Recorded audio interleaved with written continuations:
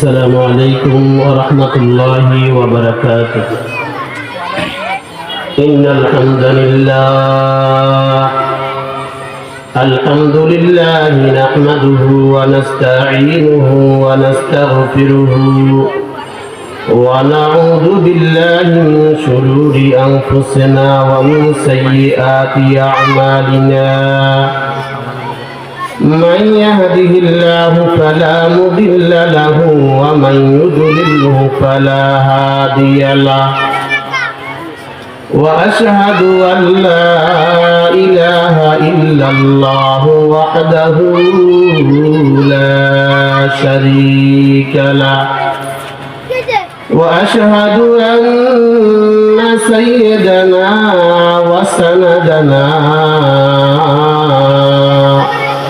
وحبيبنا وشفيعنا وطبيبنا وطبيب قلوبنا ومولانا وأولانا محمد الذي أرسله الله تعالى بالحق بشيرا ونذيرا وداعيا إلى الله بإذنه سراجا وقمرا منيرا. أما بعد فقد قال الله تعالى في كلامه المجيد والفرقان: أعوذ بالله من الشيطان الرجيم. بسم الله الرحمن الرحيم. كل نفس ذائقة الموت ثم إلينا ترجعون. وقال تعالى: منها خلقناكم وفيها نعيدكم ومنها نخرجكم تارة أخرى. وقال رسول الله صلى الله عليه وسلم: إذا أُذِيَ الميت في قبره جاء القرآن عند رأسه والصلاة عن يمينه والصيام عن شماله وسائر الحسنات عند رجليه، أو كما قال النبي عليه الصلاة والسلام. وقال رسول الله صلى الله عليه وسلم: يتبع الميت ثلاثة فيرجع اثنان ويبقى واحد يتبعه أهله وماله وعمله، فيرجع أهله وماله ويبقى عمله، أو كما قال النبي عليه الصلاة والسلام. وقال تعالى: إن الله وملائكته يصلون على النبي يا أيها الذين آمنوا صلوا عليه وسلموا تسليما. আমরা সকলেই মুহাব্বতের সাথে দুরূদ শরীফ পড়ি। আল্লাহুম্মা সাল্লি আলা মুহাম্মাদিন ওয়া আলা আলি মুহাম্মাদ كما صليت على إبراهيم وعلى آل إبراهيم إنك حميد مجيد اللهم بارك على محمد وعلى آل محمد كما باركت على إبراهيم وعلى آل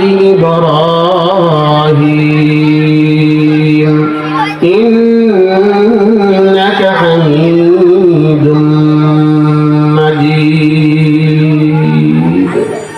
سبحانك لا علم لنا إلا ما علمتنا إنك أنت العليم الحكيم سبحانك لا علم لنا إلا ما علمتنا إنك أنت العليم الحكيم موت كاس كل ناس شاربون قبر بيت كل ناس داخلون موت كاس كل ناس شاربون قبر بيت كل ناس داخلون जब मलाकुल मौत आवेगा तुम्हारे सामने जब मलाकुल मौत आवेगा तुम्हारे सामने तुमको मोहलत फिर न देगा लब हिलाने के लिए तुमको मोहलत फिर न देगा लब हिलाने के लिए सदक़ल्लाहुल मौलानाल अज़ीम मगाइसरी उम्माहातुल मुमिनीन महिला माद्रासार সর্বপ্রথম মাহফিলে আমরা আমাকে আপনাদেরকে যে কিছু কথা বলার এবং শোনার তৌফিক এনায়েত করেছেন এজন্য আমরা সকলেই মহান রব্বুল আলামিনের দরবারে শুকরিয়াতান আদায় করি সকলে বলি আলহামদুলিল্লাহ আমরা আবারো মহান রব্বুল আলামিনের দরবারে শুকরিয়া আদায় করি যে আল্লাহ পাক রব্বুল আলামিন আমাকে আপনাদেরকে দোকানে না বসে মাহফিলের পাশে যে দোকানগুলি আছে দোকানের মধ্যে না ঘুরে মগাইছড়ি বাজারের মধ্যে না বসে বিভিন্ন আনাসে কানাসে না বসে মাহফিলের প্যান্ডেলের মধ্যে আল্লাহ পাক রব্বুল আলামিন বসিয়েছেন আল্লাহ তাআলা সুস্থ সবল রেখেছেন এই মুহূর্তের মধ্যে অনেক লোক নিজের বাচ্চা নিয়ে অথবা ফ্যামিলি নিয়ে অথবা নিজেই মেডিকেলের বেডের মধ্যে কাতরাচ্ছেন নাকি না এজন্য ভাই মহান রব্বুল আলামিনের দরবারে অন্তরের অন্তঃস্থল থেকে শুকরিয়া আদায় করতে হবে যাতে করে আল্লাহ পাক রব্বুল আলামিন আমাদের এই আশাকে আমাদের এই বসাকে কবুল করেন এজন্য সকলেই জোরে সুরে বলেন আলহামদুলিল্লাহ আওয়াজ ছোট হয়েছে মনে হচ্ছে এই নিবুনিব অবস্থা না সকলে বলি আলহামদুলিল্লাহ আপনারা এই মাহফিলে এসে কি খুশি না বেজার আপনারা এই আপনাদের এই এলাকার মধ্যে একটি মাদ্রাসা হয়েছে মহিলা মাদ্রাসা হয়েছে এই মাদ্রাসা হওয়াকে কেন্দ্র করে আপনারা কি খুশি না বেজার আলহামদুলিল্লাহ আপনাদের প্রত্যেকের মনের এই আকাঙ্ক্ষা আছে এই মাদ্রাসাকে উঠাইবার জন্য নাকি না অবশ্যই আল্লাহ পাক রব্বুল আলামিন এই দ্বীনি প্রতিষ্ঠানকেও কবুল করুক যারা এখানে উপস্থিত হয়েছে আল্লাহ পাক রব্বুল আলামিন প্রত্যেকের গুনাহ আল্লাহ তাআলা maaf করেন সবাই বলেন আমিন তার পাশাপাশি উপস্থিত উলামায়ে কেরাম উপস্থিত মুরব্বিয়ানে আযম দাড়িপাকা দাড়ি কাছা দাড়ি রেখেছে আমার সামনে বসা মুরব্বিয়ানে কেরাম, আমার সামনে আরো বসা মাদ্রাসার তালেবুল ইলম ছাত্ররা, আমরা আমাদেরকে ধন্য করে এখানে বসছি। আল্লাহ তাআলা শুকরিয়া আমরা আদায় করেছি। তার পাশাপাশি আমি যে আয়াত ও হাদিস, দুই একটা হাদিস তেলাওয়াত করেছি, এই আয়াত ও হাদিসকে সামনে রেখে আপনাদের সম্মুখে কয়েকটি কথা উপস্থাপন করে বলে ইনশাআল্লাহ দোয়া নিয়ে চলে যাব। আমি আপনাদের সম্মুখে বসছি একমাত্র দোয়া নেওয়ার জন্য, একমাত্র দোয়া নেওয়ার জন্য। তাই যাই হোক, আল্লাহ তাআলা যেগুলা বলায় ওইগুলোই বলতে পারবো, নাকি না বেশি বলা যাবে না। আল্লাহ চাইতো ওইগুলোর উপরে যদি আমল করি আল্লাহ তাআলা হতে পারে এই আমলের বদৌলতে আল্লাহ তাআলা আমাদেরকে জান্নাত অবশ্যই দিবেন। যাই হোক, আমি যে আলোচ্য বিষয় আপনাদের সম্মুখে কোরআন ও হাদিসের আয়াত তেলাওয়াত করেছি, হাদিস পড়েছি, অনেকে হয়তো বুঝে গিয়েছেন হুজুর কোন বিষয় আলোচনা করবে। আমার বিষয় হলো যে আমরা দুনিয়া থেকে সবাই চলে যেতে হবে। এই ব্যাপারে কোন বড় ডাক্তার যদি লিখে দেয়, প্রেসক্রিপশনের মধ্যে লিখে দেয় তুমি আর দুনিয়া থেকে যাবে না, মরবে না, তাহলে কি বিশ্বাস করবেন? না, এখানে কোনো সন্দেহ নেই। তার মধ্যে এই কথার মধ্যে মৃত্যুর ব্যাপারে কোনো সন্দেহ নাই। ও ভাইরা আমার, বন্ধুরা আমার, আমি এই জন্য এই বিষয় নিয়ে আলোচনা করতে চাই। আজকে আমরা প্রত্যেকে জানি সুদ হারাম, মানি না। একমাত্র আমাদের মধ্যে মৃত্যুর ভয় নাই, মৃত্যুর ভয় নাই, মৃত্যুর ভয় নাই। ঘুষ আদান প্রদান করা হারাম, আমরা প্রত্যেকে জানি, মানি না। একমাত্র আমার মধ্যে মৃত্যুর ভয় নাই, আমার মধ্যে মৃত্যুর ভয় নাই। যদি মৃত্যুর ভয় থাকতো আমার দ্বারাই সুদ খাওয়া, সুদ লেনদেন করা আমার দ্বারা হইতো না, আমার দ্বারাই ঘুষ লেনদেন করা হইতো না, আমার দ্বারাই মিথ্যা কথা সাজার হইতো না, আমার দ্বারাই মাফে কম দেওয়া আমার দ্বারা সম্ভব হইতো না। একমাত্র এগুলার দ্বারাই, এগুলা কেন করতেছি? আমার মধ্যে মৃত্যুর ভয় নাই, আমার মধ্যে মৃত্যুর ভয় নাই। ও ভাইরা আমার, আমাকে মরতেই হবে।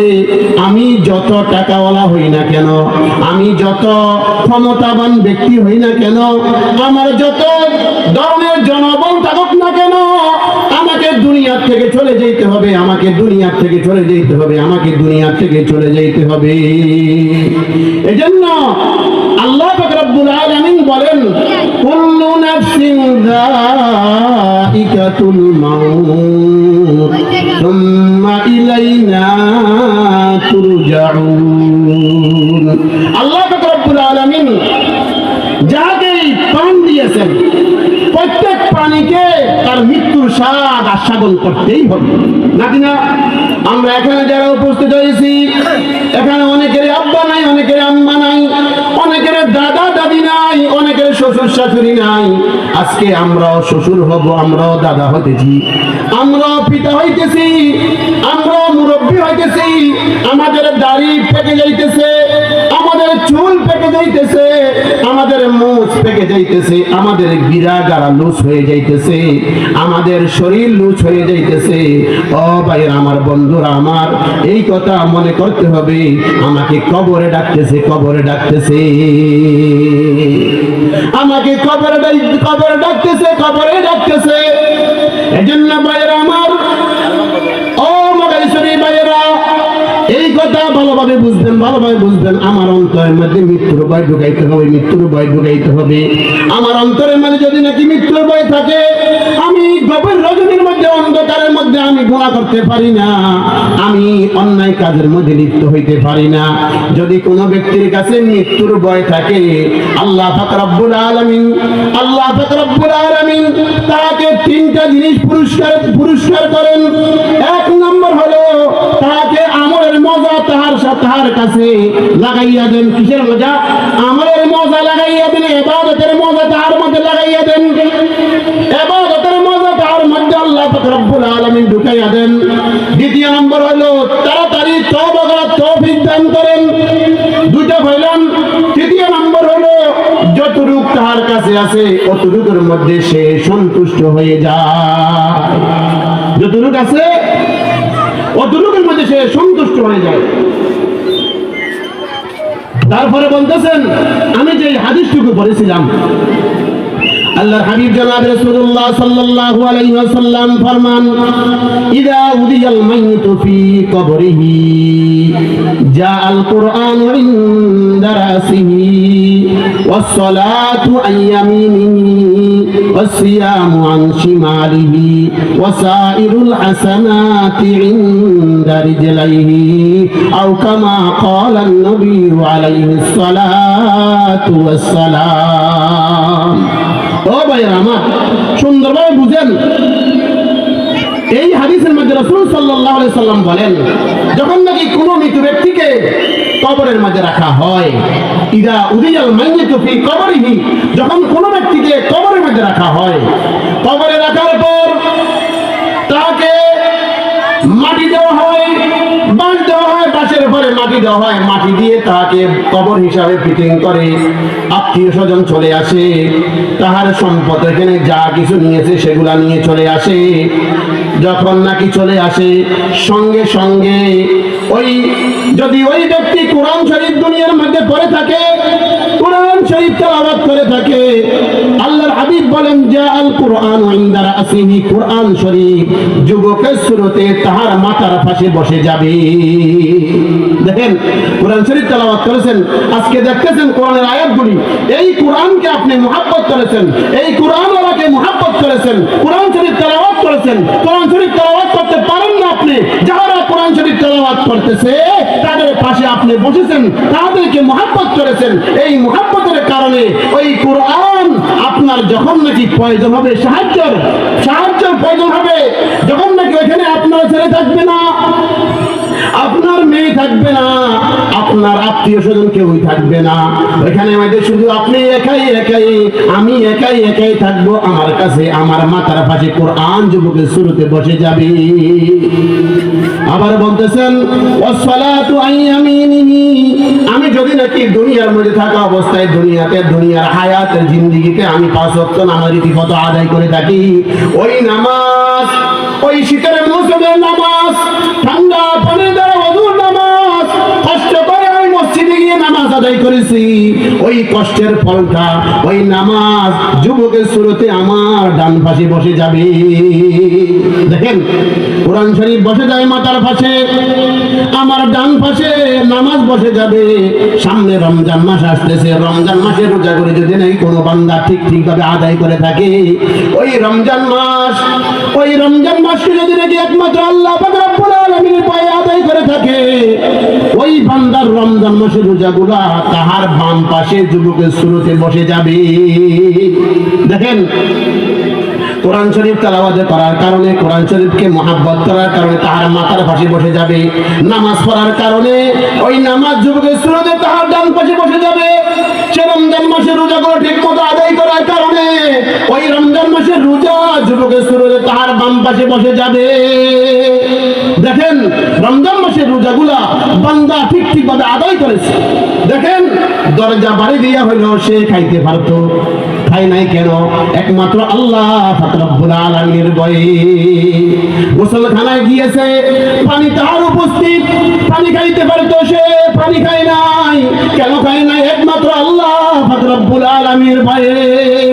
এই রোজা যদি এরকম রোজা যদি কোনো বান্দা রেখে থাকে, আল্লাহ পাক রব্বুল আলামিন ওই রমজান মাসের রোজাকে যুবকের সুরতে তাহার বাম পাশে বসাইয়া দিবে। ওয়াসাইরুল হাসানাতি ইনদা রিজলাইহি, নফল ইবাদত, নফল নামাজ, নফল সাদকা, অন্যান্য যত সমস্ত ইবাদতগুলি আছে, ওই ইবাদতগুলি তাহার পায়ের পাশে যুবকের সুরতে বসে যাবে। ও মুরব্বিরা, দেখেন, এখন বলেন, আমাকে অথবা আপনাদেরকে একদিন না একদিন দুনিয়া থেকে চলে যাইতে হবে, যাওয়াটা নিশ্চিত। আজকে যখন নাকি আমাকে ওখানে রেখে আসবে, আমার ছেলে যাবে না, ছেলে কান্দবে, অনেক কান্দবে, স্ত্রী কান্দবে, আপনার বড় ভাই কাঁদবে, আপনার আত্মীয় স্বজন ঘরে বসে কাঁদবে, কিন্তু আপনার কবরের ভিতরে কেউ যাইবে না।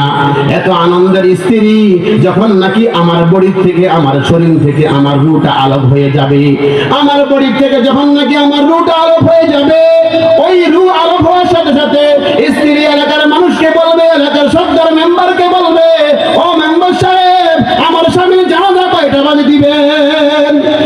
আপনি তো দুনিয়াকে, সমস্ত দুনিয়াকে আপনার ব্যবসা বাণিজ্য স্ত্রীর জন্য করেছেন। আপনি যত সমস্ত টাকা পয়সা কামাই করেছেন স্ত্রীকে খুশি করেছেন। ও ভাইয়ের আমার, বন্ধুরা আমার, স্ত্রীকে খুশি করেছেন।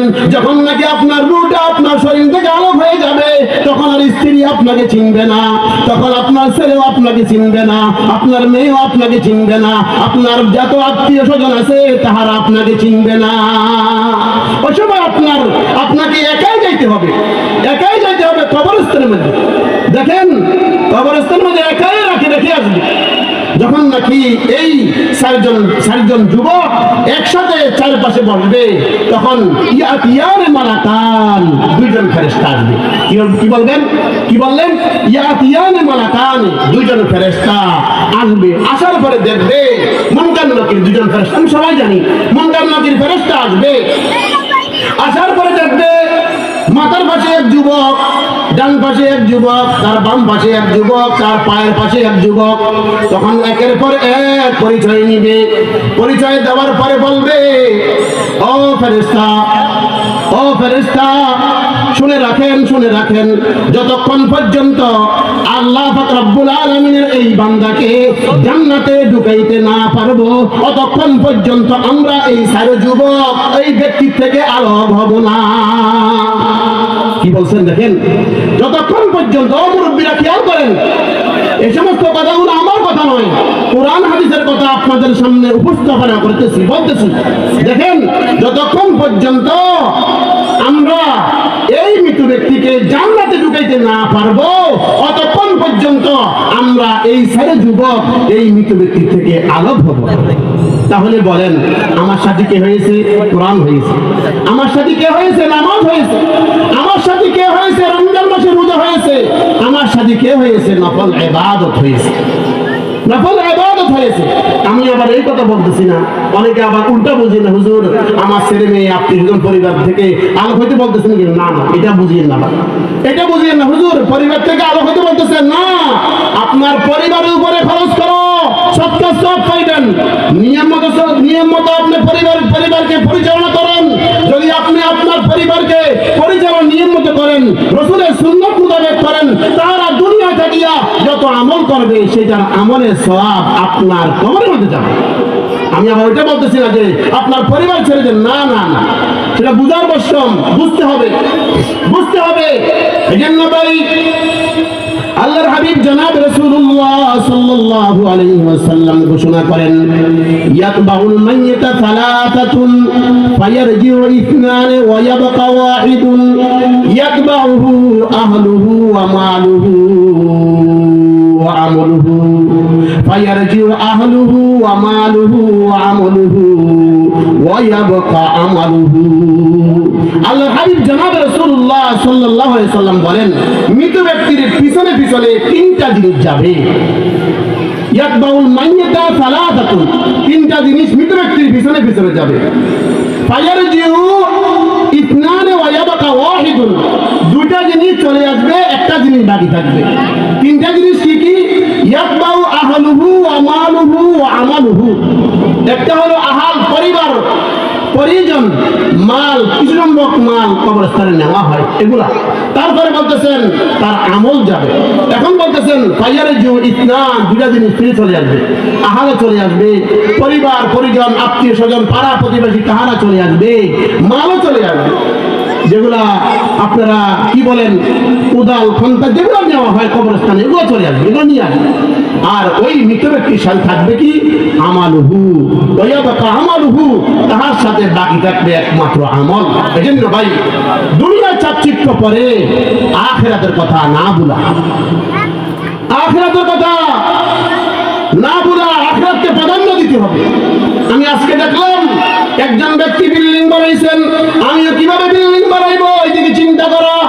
না না না, আপনি চিন্তা করতে হবে, আপনি চিন্তা করতে হবে আমার অমুক ভাই 5 ওয়াক্ত নামাজ আদায় করতেছে, অমুক ভাই 5 ওয়াক্ত নামাজ আদায় করতেছে, আমি কিভাবে নামাজ আদায় করব? অমুক ভাই ফজরের নামাজের পরে তেলাওয়াত তেলাওয়াত করতেছে, আমি কিভাবে তেলাওয়াত করব? অমুক ভাই সপ্তাহ 2 দিন রোজা রাখতেছে, আমি কিভাবে রোজা রাখবো? ও ভাইরা আমার, অমুক ভাই দাড়ি রেখেছে, তার দাড়িগুলো কত সুন্দর কত সুন্দর, আমি কিভাবে দাড়ি রাখবো ওই দিকে চিন্তা করব। এই জন্য বলতেছেন আখিরাতের ব্যাপারে তুমি তোমার থেকে নিচের দিকে তাকাও। তুমি যারা আছে তোমার আখিরাতের ব্যাপারে উপরের দিকে তাকাও, আর দুনিয়ার ব্যাপারে নিচের দিকে তাকাও। দুনিয়ার ব্যাপারে নিচের দিকে তাকাও, কি বললাম? আখিরাতের ব্যাপারে উপরের দিকে তাকাও, আর দুনিয়ার ব্যাপারে নিচের দিকে তাকাও।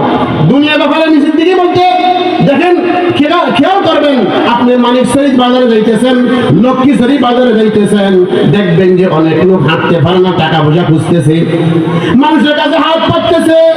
আল্লাহ পাক রব্বুল আলামিন তো আমাকে আপনাকে সুস্থ রেখেছেন, ওই দিকে চিন্তা করা।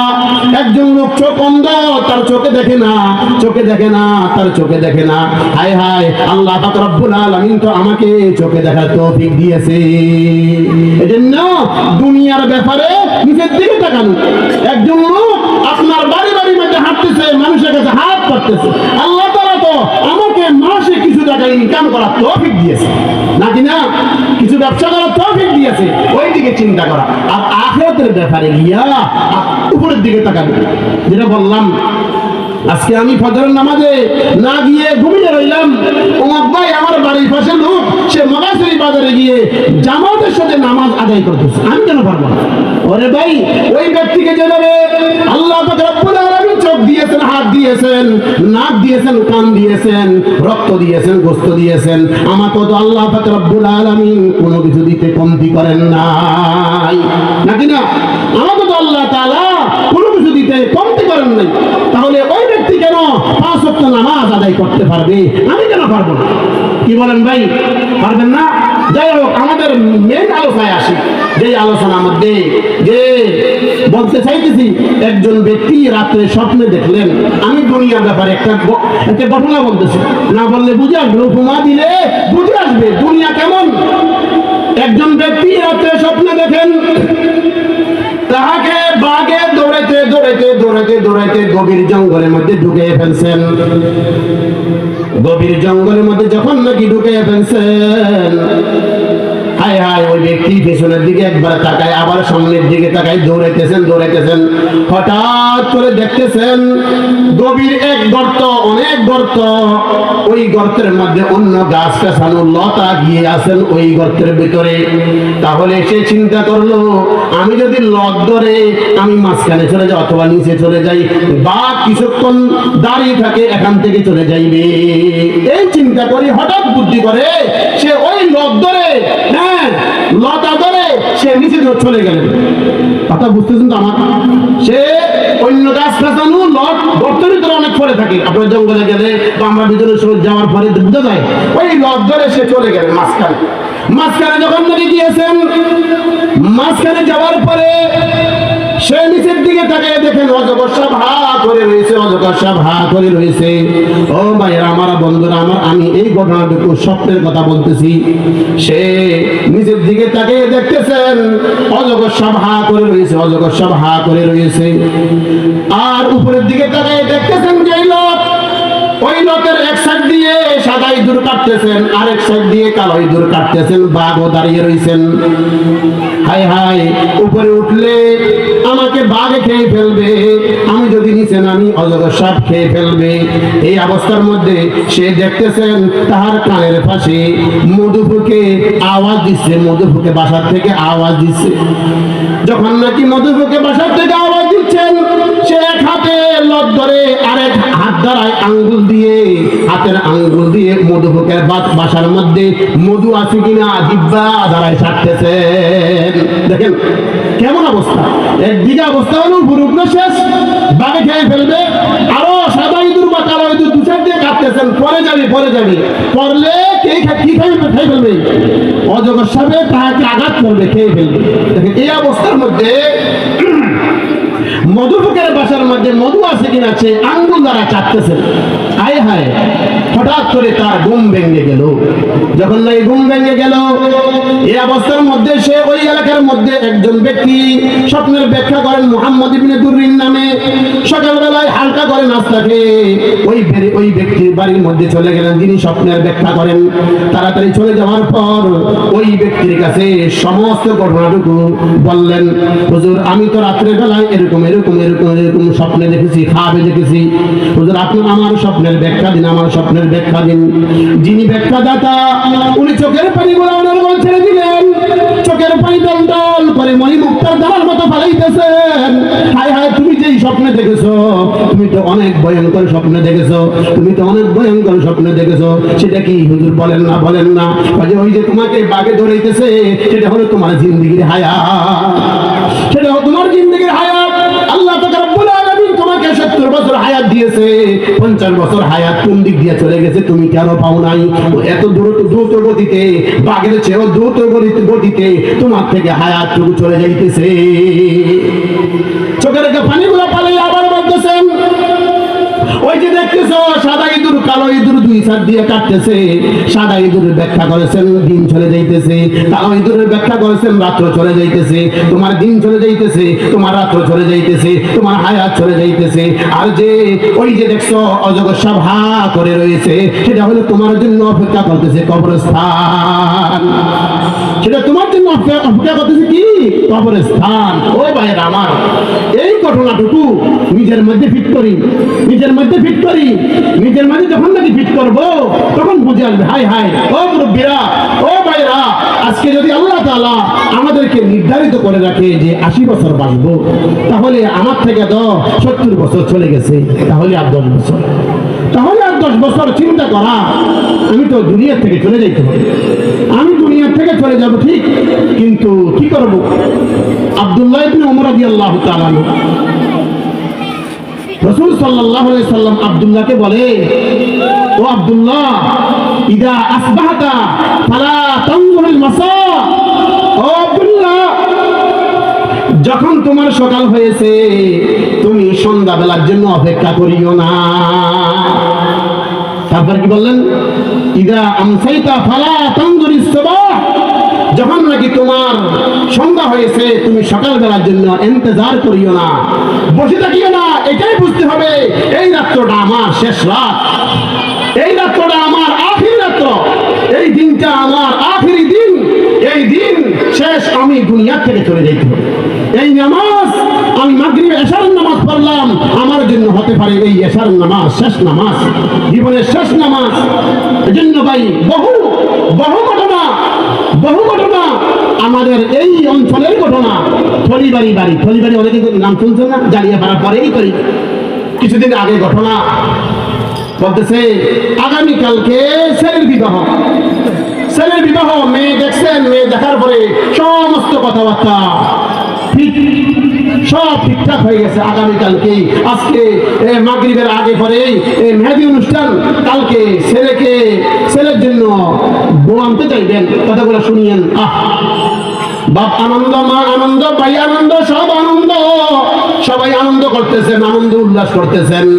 ওই বাপ বৃদ্ধ বাপ বলতেছে, ও আমার ছেলেরা তোমরা এদিকে আসো, ও আমার ছেলেরা তোমরা এদিকে আসো। নিজের মেয়েদেরকে ডাকলেন, জামাইদেরকে ডাকলেন, সবাইকে ডাকলেন। দেখো দেখো, আমার থেকে খারাপ লাগতেছে, আমার থেকে খারাপ লাগতেছে, মনে হচ্ছে আমি দুনিয়া থেকে বিদায় নিব। নিজের ছেলেকে ডাকলেন, নিজের মেয়েদেরকে ডাকলেন, আত্মীয় স্বজন যারা উপস্থিত ছিলেন সবাইকে ডাকলেন, হতে পারে আমি দুনিয়া থেকে চলে যাব।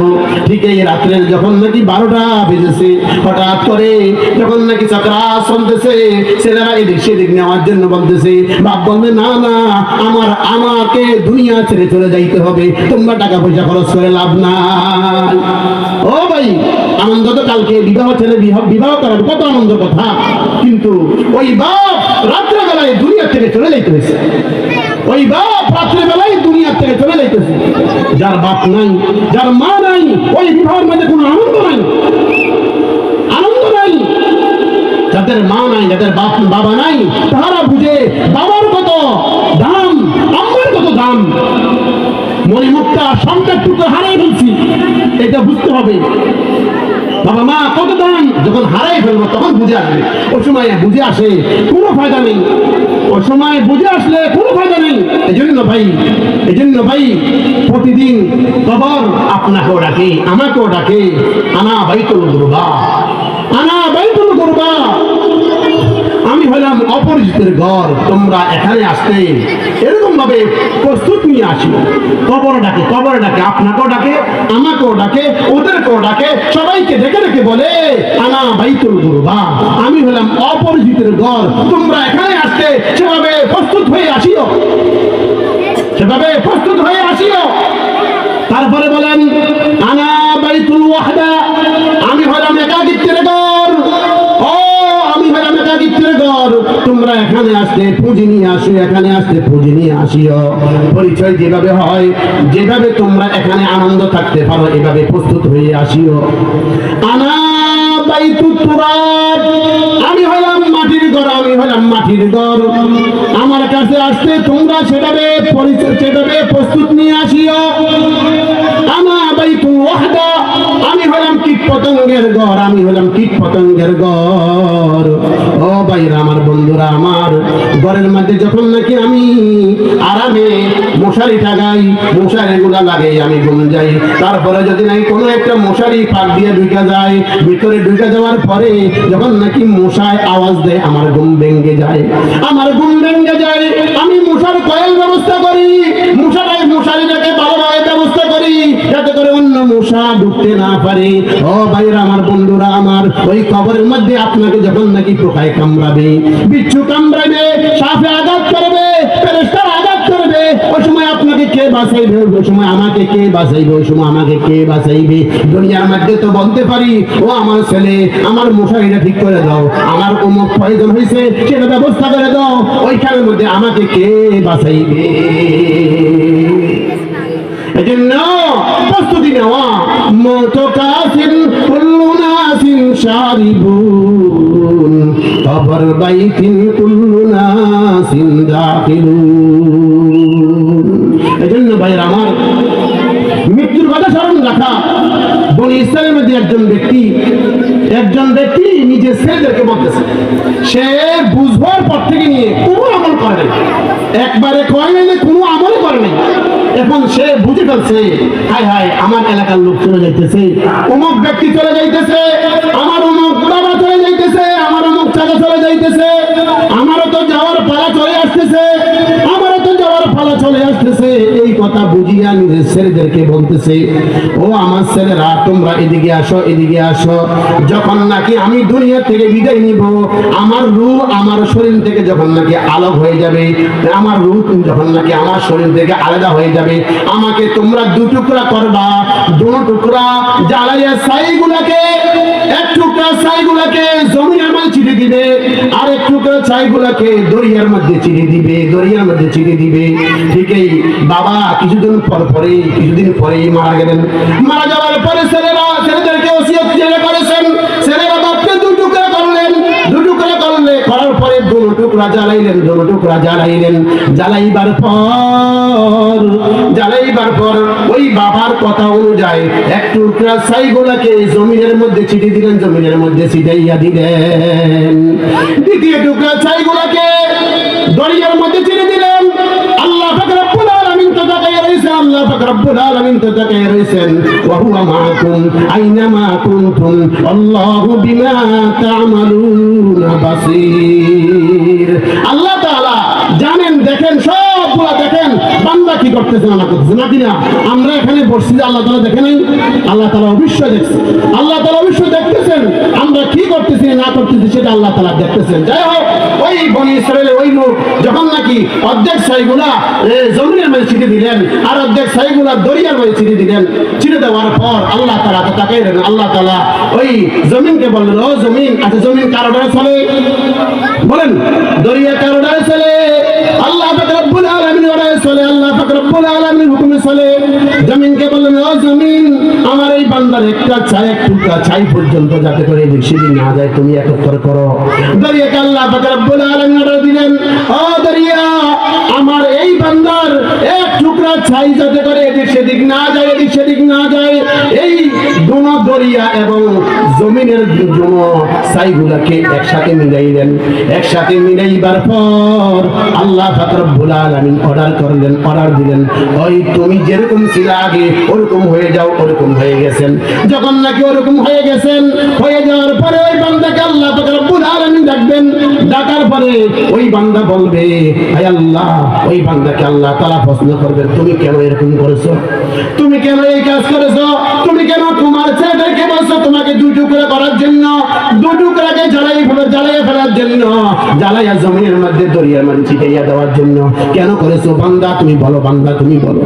বান্দাকে যখন নাকি আল্লাহ তাআলা প্রশ্ন করবেন, বান্দা চোখের পানিগুলো নরগল ছেড়ে দিয়ে বলবে, আল্লাহ, আমার যখন নাকি বুঝ হয়েছে, বুঝ হওয়ার পর থেকে নিয়ে আজ পর্যন্ত আমি কোনো ইবাদত করতে পারি নাই।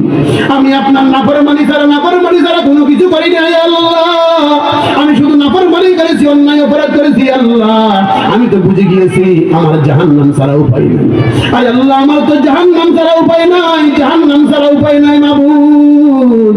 যেহেতু জাহান্নাম ছাড়া উপায় নাই, এজন্য আমি আমার ছেলেদেরকে বলছি যাতে করে আল্লাহ পাক রব্বুল আলামিন আমাকে ধরতে না পারে। এজন্য আমি জ্বালাইয়ে ফেলছি, দুনিয়ার মধ্যে জ্বালাইয়ে ফেলছি, দুনিয়ার মধ্যে জ্বালাইয়ে ফেলছি। আল্লাহ পাক রব্বুল আলামিন বলবে, তুমি কেন করেছো, কেন করেছো? আল্লাহ, একমাত্র আপনার জাহান্নামের ভয়ে, আপনার ভয়ে। আয় আল্লাহ, একমাত্র এগুলো করেছি আপনার ভয়ে, আপনার জাহান্নামের ভয়ে। তখন আল্লাহ তাআলা খুশি হয়ে গেছেন বান্দার উপরে। ও বান্দা, তুমি যদি আমাকে আমার ভয়ে তুমি এই কাজ করে থাকো, ও বান্দা তুমি জেনে রাখো, আমি আল্লাহ পাক রব্বুল আলামিন তোমাকে মাফ করে দিলাম। আমি আল্লাহ তাআলা তোমাকে মাফ করে দিলাম। দেখেন, আল্লাহ তাআলা সঙ্গে সঙ্গে খুশি হয়ে ওই বান্দাকে ক্ষমা করে দিলেন। আরো বলতেছেন, বনি ইসরাইলের মধ্যে দুজন ব্যক্তিকে বলবে, যাও তোমরা, যাও জাহান্নামে চলে যাও, তাড়াতাড়ি যাও। তখন তারা দৌড়াতে থাকবে। দুজনেই নাফরমান, তাহারা দৌড়াতে থাকবে। একজন বারবার পিছনের দিকে তাকাইবে, আরেকজন সোজা দৌড়াইতে থাকবে। আল্লাহ পাক রব্বুল আলামিন কিছু দূর যাওয়ার পর ওই বান্দারা কিছু দূর যাওয়ার পর ডাকবেন, এই দৌড়াদৌড়ি, এদিকে আসো, এদিকে আসো। কি ব্যাপার? একজন শুধু সামনের দিকে যাইতেছ, আরেকজন পিছনের দিকে তাকাইতেছ, তার কারণ কি? তখন ওই বান্দারা বলবে, যিনি দৌড়াইতেছেন সে বলবে, আয় আল্লাহ, দুনিয়াতে তো আপনার কোনো আদেশ মানি নেই, যদি এখানেও না মানি কিভাবে হয়? এই জন্য আপনি আদেশ করেছেন, এই জন্য জাহান্নামের দিকে চলে যাইতেছে। এই জন্য আপনার আদেশ পালন করতে গিয়ে জাহান্নামের দিকে চলে যাইতেছে। আরেকজন বলতেছে, যিনি তাকাইতেছেন, তখন ওই ব্যক্তি বলতেছেন, আল্লাহ, আপনি তো বলেছেন লা তাকনাতু মির রাহমাতিল্লাহ। আয় আল্লাহ, আপনি তো আপনার বাণীর মধ্যে, বাণী কোরআন শরীফের মধ্যে বলেছেন লা তাকনাতু মির রাহমাতিল্লাহ, তোমরা আমার রহমত থেকে নৈরাশ হয়ো না। এজন্য আয় আল্লাহ, আপনি কোনো আমাদেরকে ডাকেন কিনা, এজন্য বারবার ফিরে যাইতেছি, এজন্য বারবার ফিরে যাইতেছি। আল্লাহ তাআলা দুনো বান্দার উপরে খুশি হয়ে, যাও যাও বান্দারা, তোমরা দুজনকে আমি ক্ষমা করে দিলাম, দুজনকে মাফ করে দিলাম। এজন্য ভাই, আমরা এখানে যারা উপস্থিত হয়েছি, আলহামদুলিল্লাহ, যারা আমরা নামাজ পড়ি, যারা আমরা আখিরাতের জন্য প্রস্তুতি নিচ্ছি, আলহামদুলিল্লাহ ভালো। যারা আমরা নিজেরা নামাজ পড়তেছি না, ভাই নিজে জানেন আমি নামাজ পড়তেছি না, আমি 5 ওয়াক্ত নামাজের মধ্যে 1 ওয়াক্ত নামাজ আদায় করতেছি না, মাতা পিতার অবাধ্য সন্তান। যদি এরকম আমরা প্রত্যেকে নিজে জানি, আমি কতটুকু আমল করেছি, এটা আমরা প্রত্যেকে নিজে জানি, নাকি না জানি না? জানি। এজন্য যদি জানেন আমি অন্যায় অপরাধ করেছি, আমি নাফরমান বান্দা, আল্লাহ তাআলার দরবারে তওবা করো, আল্লাহ তাআলার দরবারে কান্দা, আল্লাহ পাক রব্বুল আলামিনের দরবারে চাওয়া। আয় আল্লাহ, অন্যায় অপরাধ করতে করতে আর সীমা নাই, অন্যায় অপরাধ করতে করতে আর সীমা নাই। আল্লাহ পাক রব্বুল আলামিনের কুদরতি পায়ের উপরে আমরা সিজদা দেই। সিজদা দেওয়ার পরে আল্লাহ পাক রব্বুল আলামিনের দরবারে দুই হাত ধরে চোখের পানিগুলা ফালাই। চোখের পানিগুলা যখন নাকি ফালাইবো, আল্লাহ পাক রব্বুল আলামিনের রহমতের জোশ চলে আসবে, আল্লাহ তাআলার রহমতের জোশ চলে আসবে। এজন্য ভাই, আল্লাহ তাআলার দয়া কোন সময় আসে তা বলা যায় না। সদা সর্বদা আল্লাহ পাক রব্বুল আলামিনের দরবারে ক্ষমা চাওয়া, মাফ চাওয়া। দেখেন যে 4 খলিফার মধ্যে সর্বপ্রথম খলিফাকে হযরতে আবু বকর সিদ্দিক রাদিয়াল্লাহু তাআলা আনহু। দেখেন এই আবু বকর সিদ্দিক রাদিয়াল্লাহু তাআলা আনহু প্রতিদিন সন্ধ্যাবেলায় নিজের জিহ্বাকে এভাবে টেনে ধরে আঘাত করেন। ও জিহ্বা, তোর কারণে আমি মিথ্যা কথা বলতে হয়, তোর কারণে আমি বিভিন্ন ধরনের খাবার, বিভিন্ন ধরনের খারাপ খাবার খেতে হয়, তোর দ্বারাই আমি দুনিয়ার লজ্জা, দুনিয়ার স্বাদ আমি ভোগ করি, তোর কারণে মনে হয় আমি জাহান্নামে চলে যাব, জাহান্নামে চলে যাব। দেখেন কে বলে? যিনি যিনি যে চার খলিফার মধ্যে সবচেয়ে বড় খলিফা হযরতে আবু বকর সিদ্দিক রাদিয়াল্লাহু তাআলা। সাহাবী ভয় পায়, তোর কারণে মনে হয় আমি জাহান্নামে যাব, অথচ এদের ব্যাপারে আল্লাহ পাক রব্বুল আলামিন দুনিয়ায় থাকিয়ে জান্নাতের খুশখবরি দিয়েছে। তাহারা বলে এই আবু বকর সিদ্দিক রাদিয়াল্লাহু তাআলা আনহু নিজের গাছকে বলে, এই গাছ, আজকে আমি যদি গাছ হইতাম, তুই গাছ না হয়ে আমি যদি গাছ হইতাম, আমাকে তো মানুষে কাইটা চুলোর মাঝে দিয়ে দিত, আমি শেষ হয়ে যেতাম, আমাকে আল্লাহ তাআলার দরবারে হিসাব দেওয়া লাগলো। হিসাব দেওয়ার প্রয়োজন ছিল না, এখন তো আল্লাহ তাআলার দরবারে আমি হিসাব দিতে হবে, এখন তো আমি আল্লাহ তাআলার দরবারে হিসাব দিতে হবে, এখন আমার কি অবস্থা হবে, এখন আমার কি অবস্থা হবে। এভাবে হযরতে আবু বকর সিদ্দিক রাদিয়াল্লাহু তাআলা মতো সাহাবী জিনার ব্যাপারে দুনিয়ায় থাকিয়া জান্নাতের খুশখবরি দিয়ে দিয়েছেন, ওনারা যদি এভাবে বলে তাহলে বলেন আপনার আমাদের কি অবস্থা? মুরব্বিরা বলেন না, আপনার আমাদের কি অবস্থা? আমাদের তো বোঝা দরকার, হায় হায় আমার তো হায়াত চলে যাচ্ছে, আমার তো সময় চলে যাচ্ছে, আমার তো একদিন চলে গেছেন, ওই দিন তো আর জীবনে খুঁজে পাবো না, আমার হায়াতের মধ্যে যেই বয়সগুলো চলে গেছে সেগুলো তো আর খুঁজে পাবো না, সেগুলো খুঁজে পাওয়া যাবে না। এই জন্য দুনিয়ার ব্যাপারে গিয়ে বনি ইসরাইলের মধ্যে আরেকটা কথা বলতেছেন, আমরা সকলে জানি হযরতে ঈসা আলাইহিস সালাতু ওয়াস সালামের নাম শুনেছি না? হযরতে ঈসা আলাইহিস সালাতু ওয়াস সালাম, হযরতে ঈসা আলাইহিস সালাতু ওয়াস সালাম কোথাও সফরের জন্য বের হলেন, কোথাও সফরের জন্য বের হলেন। তখন আরেকজন লোক বলতেছেন, হুজুর আমি আপনার সাথে যাব, আমি আপনার সাথে সঙ্গে যাব। হযরতে ঈসা আলাইহিস সালাতু ওয়াস সালাম নিজে সফরে খাওয়ার জন্য 3টা রুটি নিয়েছেন, আর ওই যিনি সফর সঙ্গী আছেন সেও খাবার নিয়েছেন। যাইতে যাইতে যাইতে যাইতে অনেক দূর যাওয়ার পর একটি দরিয়ার পাশে বসছেন, দরিয়ার পাশে গাছের নিচে বসিয়া উভয়জন নাস্তা করলেন 3টা রুটি থেকে। হযরতে ঈসা আলাইহিস সালাতু ওয়াস সালাম 3টা রুটি থেকে 2টা রুটি খেয়েছেন, আর একটা রুটি যেখানে ছিল সেখানে রেখে পানি খাওয়ার জন্য দরিয়ায় গেছেন। আমি এটা কেন বলতেছি, যে দুনিয়াটা কেমন এটা বুঝানোর জন্য এই একটা উপমা দিচ্ছি। বলতেছেন 3টা রুটি থেকে 2টা রুটি হযরতে ঈসা আলাইহিস সালাতু ওয়াস সালাম খেয়ে পানি খাওয়ার জন্য, পানি পান করার জন্য দরিয়া গেলেন। দরিয়া যাওয়ার পরে পানি পান করে আসিয়া দেখেছেন ওই রুটিটা নাই। খাদেমকে বললেন, ও খাদেম সাহেব, আমার এই রুটিটা কোথায় গিয়েছে? খাদেম বলে, আমি জানি না, কে খেয়েছে আমি জানি না। আচ্ছা ঠিক আছে, তুমি যত জানো না সামনে চলো। সামনে হাঁটতে হাঁটতে সামনে এইপার থেকে ওপারে যাওয়ার জন্য নৌকা প্রয়োজন, স্টিমার ট্রলার প্রয়োজন, কোথাও কিছু নাই, কোনো কিছু নাই। এখন কি অবস্থা হবে? এখন হযরতে ঈসা আলাইহিস সালাতু ওয়াস সালাম নিজের খাদেমকে বললেন, ও খাদেম সাহেব, আপনি চোখ বন্ধ করুন। চোখ বন্ধ করার সঙ্গে সঙ্গে আল্লাহ পাক রব্বুল আলামিনের কুদরতে হযরতে ঈসা আলাইহিস সালাতু ওয়াস সালাম তার তিনার খাদেম সহকারে এই পার থেকে ওপারে পৌঁছাইয়া দিয়েছেন। যখন নাকি এই পার থেকে ওপারে পৌঁছাইয়া দিয়েছেন, কোনো নৌকা নাই, কোনো স্টিমার নাই, কোনো ট্রলার নাই, কোনো স্পিড বোট নাই, কোনো কিছু নাই। তখন হযরতে ঈসা আলাইহিস সালাতু ওয়াস সালাম ওই নিজের খাদেমকে বললেন, ও খাদেম সাহেব, বলেন দেখি, যে আল্লাহ পাক রব্বুল আলামিন আমাদেরকে ওপার থেকে এপারে নিয়ে আসছেন কোনো কিছু ছাড়াই, ওই আল্লাহ পাক রব্বুল আলামিনকে হাজির নাজির জানিয়ে বলেন দেখি, আমার রুটি কে খেয়েছে? আমার যে রুটি ছিল রুটি ছিল ওই রুটিটা কে খেয়েছে? ওই খাদেম বলে, হুজুর আমি জানি না, আমি জানি না কে খেয়েছে, তা আমি জানি না।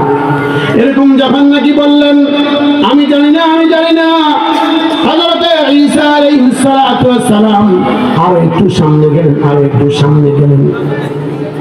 সামনে যাওয়ার পর হযরত ঈসা আলাইহিস সালাতু ওয়াস সালাম দেখতেছেন একটা হরিণ তার বাচ্চা নিয়ে ঘোরাফেরা করতেছেন। একটা হরিণের বাচ্চাকে ডাকলেন, এদিকে আসো, তাল এদিকে আসো। যখন নাকি ডাকলেন, ডাকার সঙ্গে সঙ্গে একটি বাচ্চা, হরিণের বাচ্চা হযরত ঈসা আলাইহিস সালাতু ওয়াস সালামের সামনে চলে আসলো। যখন নাকি সামনে চলে আসলেন, আসার সঙ্গে সঙ্গে হযরত ঈসা আলাইহিস সালাতু ওয়াস সালাম সেটাকে জবাব দিলেন। জবাব দেওয়ার পর আল্লাহ পাক রব্বুল আলামিনের কাছে বললেন, ইয়া আল্লাহ এটাকে আপনি গুনার ব্যবস্থা করে দেন, গুনাহ হয়ে গিয়েছে। হযরত ঈসা আলাইহিস সালাম যখন নাকি বললেন গুনাহ হয়ে যাও, সেটা গুনাহ হয়ে গিয়েছে। আল্লাহ তাআলার কুদরত। যখন নাকি গুনাহ হয়ে যাওয়ার পর দুজন খাইলেন, ভালোভাবে খাওয়ার পর হাড্ডিগুলো এক জায়গায় রাখলেন। রাখার পরে হযরত ঈসা আলাইহিস সালাতু ওয়াস সালাম বললেন, কুম বিইذنিল্লাহ, আবার যেরকম ছিলে ওরকম হয়ে যাও। আবারও পূর্বের ন্যায় হরিণের বাচ্চা আগের মতো হয়েছেন। হরিণের বাচ্চা আগের মতো হয়ে তাহার আম্মার কাছে চলে গেছেন, তাহার আম্মার কাছে চলে গেছেন। যাও তুমি জঙ্গলে চলে যাও। জঙ্গলে চলে গেলেন। জঙ্গলে যখন নাকি চলে গেলেন, তখন জঙ্গলে যাওয়ার পরে হযরত ঈসা আলাইহিস সালাতু ওয়াস সালাম নিজের খাদেমকে বললেন, ও খাদেম সাহেব বলেন দেখি, যে আল্লাহ পাক রব্বুল আলামিন একটা হরিণের বাচ্চাকে ভুনা করেছেন, আবারও সেটাকে জীবিত করে তাহার মার কাছে পাঠিয়ে দিয়েছেন, যে আল্লাহ পাক রব্বুল আলামিনের কুদরত জাহির করেছেন, আপনি এবার বলেন দেখি আমার রুটিটা কে খেয়েছে, আমার ওই নাস্তাটা কে খেয়েছে, আমার ওই নাস্তাটা কে খেয়েছে? দেখেন চিন্তা করার বিষয়। তখনও খাদেম সাহেব বলল, হুজুর আমি জানি না। কি বললেন? আমি জানি না। তখনও বলতেছে আমি জানি না। হায় হায়, যখনও বললেন আমি জানি না, হযরত ঈসা আলাইহিস সালাতু ওয়াস সালাম সামনে বললেন, সামনে চলেন। সামনে যাইতে যাইতে যখন নাকি দেখলেন তিনটা বালুর স্তূপ, ওটা তিনটা বালুর স্তূপ দেখলেন। কথাগুলো খেয়াল করবেন। তিনটা বালুর স্তূপ দেখে ওই আল্লাহ পাক রব্বুল আলামিনের কাছে দোয়া করতেছেন, ইয়া আল্লাহ এই বালুর স্তূপগুলোকে স্বর্ণে পরিণত করুন, স্বর্ণ বানিয়ে দিন। আল্লাহ পাক রব্বুল আলামিনের সাথে সাথে ওই তিনটি বালুর স্তূপকে স্বর্ণ বানিয়ে দিলেন। হযরত ঈসা আলাইহিস সালাতু ওয়াস সালাম যখন নাকি আল্লাহ পাক রব্বুল আলামিনের কাছে দোয়া করলেন, আল্লাহ পাক রব্বুল আলামিন তিনার দোয়া কবুল করলেন। তিনার দোয়া কবুল করলেন। দোয়া কবুল করে তিনটা স্তূপকে স্বর্ণে পরিণত করে দিলেন। এখন নিজের খাদেমকে বলতেছেন, ও খাদেম সাহেব এবার বলেন যে একটা স্বর্ণের স্তূপ আমার, আর একটা স্বর্ণের স্তূপ আপনার, আর তৃতীয় নম্বর স্বর্ণের স্তূপ যেটা আছে সেটা যে চুরি করেছে আমার রুটিটা সে নিবে। এবার বলেন কে? এবার বলেন আমার ওই রুটিটা কে খেয়েছে? এখন পেছে পড়ে গেছে না? এখন যখন নাকি পেছে পড়ে গেছেন, তখন ওই খাদেম বলতেছেন, হুজুর ওই আপনি যেই রুটিটা আমি খেয়েছি হুজুর, ওই যে এতক্ষণ কেন বলো না, এতক্ষণ কেন বলো না, আমি লুকিয়ে রাখছি আপনার থেকে লুকিয়ে রাখছি হুজুর, আমি আপনার থেকে লুকিয়ে রাখছি। এখন সম্মান নেওয়ার জন্য হলো, এখন বলতে বাধ্য। যখন নাকি বলছেন ঠিক আছে তুমি আমার স্বর্ণের প্রয়োজন নাই, আমার যে স্বর্ণের বাগটা ছিল সেটাও তুমি নিয়ে যাও, ওইটাও নিয়ে যাও, যেটা তোমার বাগে ছিল সেটাও নিয়ে যাও, তুমি তিনটা নিয়ে যাও, আমি চলে যাচ্ছি। হযরত ঈসা আলাইহিস সালাতু ওয়াস সালাম সামনে বললেন, চলে গেলেন। চলে যাওয়ার পরে মাঝখান দিয়ে দেখেন ঘটনা, মাঝখান দিয়ে দেখেন যে ওই তিনটা বালুর স্তূপ শূন্য হয়ে গিয়েছে। সে একা কি করবে? এই অবস্থায় দাঁড়িয়ে রয়েছেন, দেখতেছেন দুজন লোক আসছেন, দুজন ডাকাত আসছেন। কথাগুলো খেয়াল করবেন, এই জন্য আমাদের সাথে ফিট করতে হবে যে দুজন লোক আসার পরে তখন ওই দুজন একজন লোক আসিয়া বলতেছে, তুমি যদি আমাদেরকে 2 ভাগ না দাও তাহলে তোমাকে আমরা কতল করে ফেলবো, মেরে ফেলবো। তো বলছেন ঠিক আছে, আপনারা 2 ভাগ নিয়ে যান, আমাকে 1 ভাগ দিলে হবে। তখন তাহাদের 3 জনের মধ্যে খিদা লেগেছে, নাস্তার প্রয়োজন। 3 জনের মধ্যে একজনকে বাজারে পাঠাইলেন, আর 2 জন জায়গায় রইলেন, ঘোড়ায় রইলেন, সামনে স্তূপের পাশে রইলেন। যিনাকে বাজারে পাঠাইছেন ওই বাজারওয়ালা নাস্তা নিয়ে আসতেছেন। সে চিন্তা করলো, আমি যদি ওই নাস্তার মধ্যে বিষ মিশিয়ে দেই তাহলে তাদেরকে খাওয়াইয়া ওই 2 জনকে মেরে ফেলবো, স্বর্ণগুলো আমার হয়ে যাবে। এদিক দিয়া এই 2 জন পরামর্শ করতেছেন। ওই ব্যক্তি বাজার থেকে আসার সঙ্গে সঙ্গে তাহাকে কতল করে দিব, মেরে ফেলবো, তাহাকে মেরে ফেলবো। আয় হায়, দেখেন যখন নাকি নাস্তা নিয়ে ওইখানে নাস্তার মধ্যে বিষ মিশিয়ে আনছেন, আর এই ব্যক্তিকে এই 2 জন মিলে কতল করে ফেলবেন, মেরে ফেলবেন। এখন নাস্তা হয়ে গেছে না, দোনোজনে নাস্তা খাইছেন, দোনোজনে নাস্তা খাইছেন। যখন নাকি নাস্তা খেয়েছেন, নাস্তা খাওয়ার পরে এই 2 জন কি জীবিত না মৃত্যু বলেন না? এই 2 জনও শেষ। 3 জন তিনি স্তূপের মধ্যে পড়ে রইলেন, 3 জন ওই স্তূপের পাশে পড়ে রইলেন। হযরত ঈসা আলাইহিস সালাতু ওয়াস সালাম কিছুদিন পর ওই রূপ দিয়ে আসতেছেন। আসার পরে দেখেন যে 3 জন ব্যক্তি 3টা স্তূপের মধ্যে পড়ে রইল, এখানে মারা গিয়েছে, দুনিয়া থেকে খতম হয়ে পড়ে রইলেন। এইটা হলো দুনিয়া, এটাই দুনিয়া, এটাই দুনিয়া, দুনিয়া হলো এটাই। হযরত ঈসা আলাইহিস সালাতু ওয়াস সালাম বলেন এটাই হলো দুনিয়া। হায় হায়, এই জন্য ভাই এটাই দুনিয়া, আমাদেরকে মরতে হবে, আমাদেরকে মরতেই হবে। আপনি দুনিয়া কামান, দুনিয়া কামাইতে কামাইতে হযরতে আল্লামা ফরিদউদ্দিন আত্তার রহমতুল্লাহ আলাইহি বলেন, बर इमारत रा बराबर आसमां, बर इमारत रा बराबर आसमां, आक़िबत ज़ेरे ज़मीन गर्दीन हा, बर इमारत रा बराबर आसमां, आक़िबत ज़ेरे ज़मीन गर्दीन हा। আল্লামা ফরিদউদ্দিন আত্তার রহমতুল্লাহ আলাইহি তিনি ফান্দানামা নামক কিতাবের মধ্যে বলেন, স্পষ্ট ভাষায় বলেন, যদি কোনো ব্যক্তি বিল্ডিং বানাইতে সে যদি আসমান পর্যন্ত যায়, আসমান পর্যন্ত যাওয়ার পরেও তাহাকে 3 হাত 3.5 হাত মাটির তলে আসতে হবে, তাহাকে 3.5 হাত মাটির তলে আসতে হবে। এজন্য ভাই মাটির তলে যেহেতু আসতেই হবে, আমি দুনিয়া কামাবো, দুনিয়া কামানোর পিছনে পড়িয়া আখিরাতকে না ভুলবো। আখিরাতকে ভোলা যাবে না, আখিরাতকে প্রাধান্য দিতে হবে, আখিরাতকে প্রাধান্য দিতে হবে। যখন আমি আখিরাতকে প্রাধান্য দিব তখন আমার দুনিয়া এমনিতে চলে আসবে, দুনিয়া এমনিতে চলে আসবে। এজন্য ভাই আখিরাতকে প্রাধান্য দিতে হবে। আমি যতই কিছু করি না কেন, আমি আমার আখিরাতকে প্রাধান্য দিতে হবে। যদি আমি আখিরাতকে প্রাধান্য না দেই তাহলে আমার মৃত্যুটা হবে দুনিয়ামুখী। এজন্য যখন নাকি আমি আখিরাতকে প্রাধান্য দিব, দুনিয়া এমনিতে আসবে, দুনিয়া এমনিতে আসবে।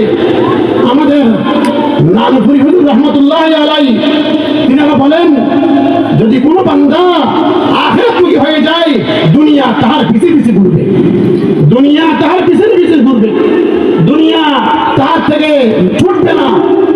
এই জন্য ভাই আখিরাতমুখী হই, আখিরাতমুখী যখন নাকি হব, আল্লাহ পাক রব্বুল আলামিন আমাকে দুনিয়া এমনিতে দিয়ে দেবে। আল্লাহ পাক রব্বুল আলামিন আমাকে আপনাদেরকে যেই সংক্ষিপ্ত আলোচনা করেছি, এই আলোচনার উপর আমাকে আমল করার তৌফিক দান করো, আপনাদেরকে আমল করার তৌফিক দান করো। ওয়া আখিরু দাওয়ানা আলহামদুলিল্লাহি রাব্বিল আলামিন। আসসালামু আলাইকুম ওয়া রাহমাতুল্লাহি ওয়া বারাকাতুহু।